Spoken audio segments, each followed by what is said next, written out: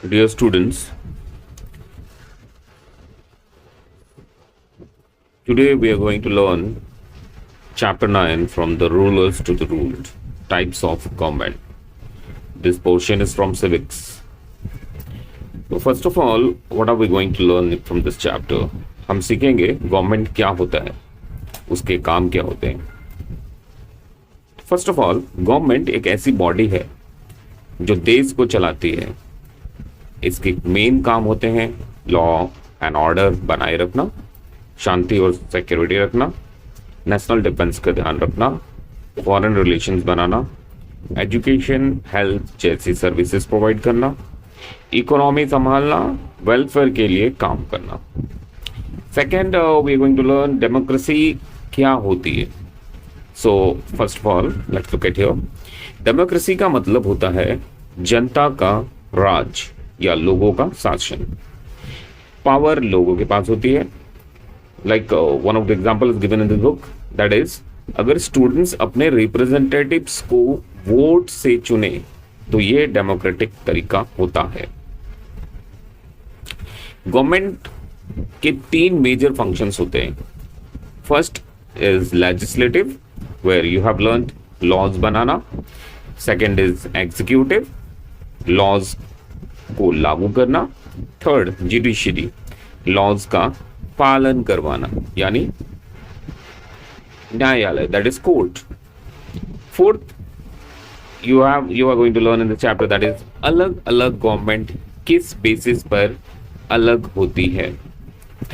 Like first is power किससे मिलती है, लोगों को या गवर्नमेंट में पावर कैसे मिलता है.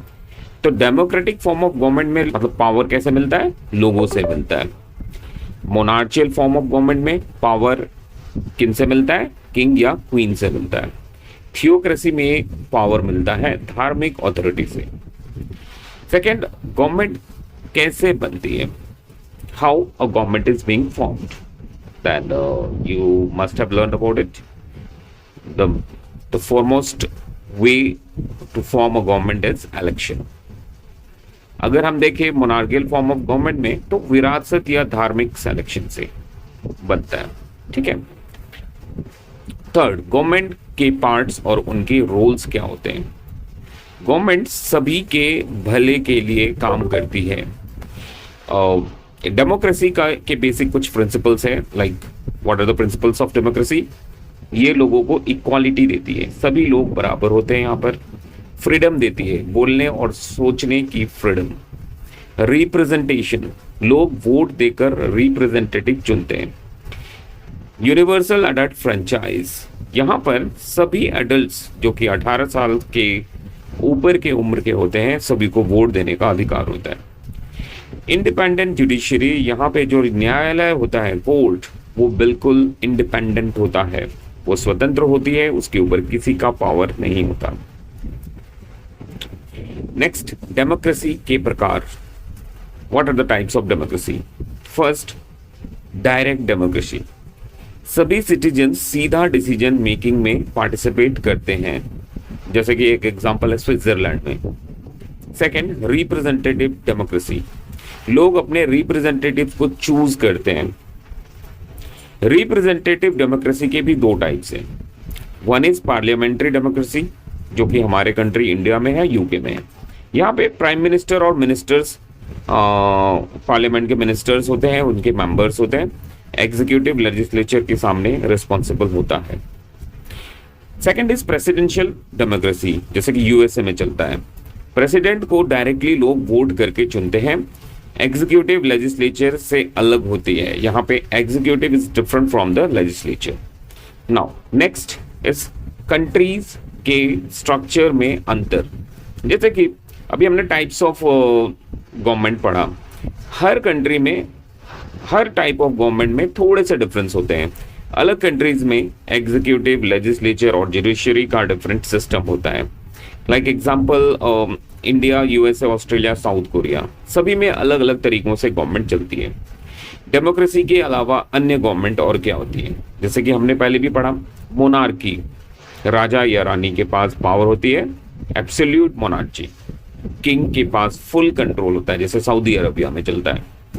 Constitutional monarchy, king nominal head होता है, रियल पावर पीएम के पास होता है, जैसे UK. Now theocracy, what is theocracy? यहाँ पे रिलीजियस लीडर्स रूल करते हैं, जैसे कि एग्जांपल अगर देखें तो ईरान, वेटिकन सिटी, यहाँ पे जो रिलीजियस लीडर्स होते हैं वही रूल करते हैं, वही वहाँ के मेन जो फंक्शंस होते हैं उनको कंट्रोल करते हैं।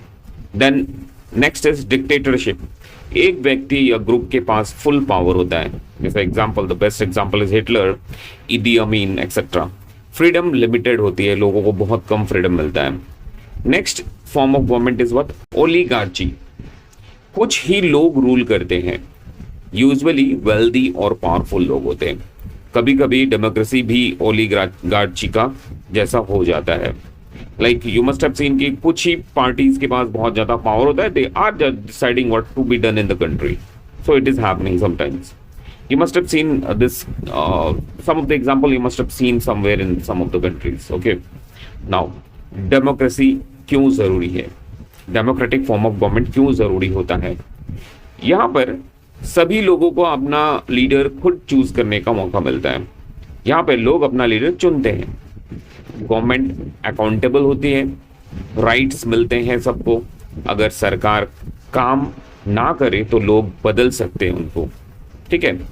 नाउ हिस्ट्री में भी डेमोक्रेसी का कॉन्सेप्ट था, जैसे कि मैंने क्लास में भी पढ़ाया था, हिस्ट्री में भी डेमोक्रेसी का कॉन्सेप्ट था। जैसे वज्जी महाजनपदा में हमने देखा था कि वहां पे जो लीडर्स होते थे उनको इलेक्शन के थ्रू चूज किया जाता था।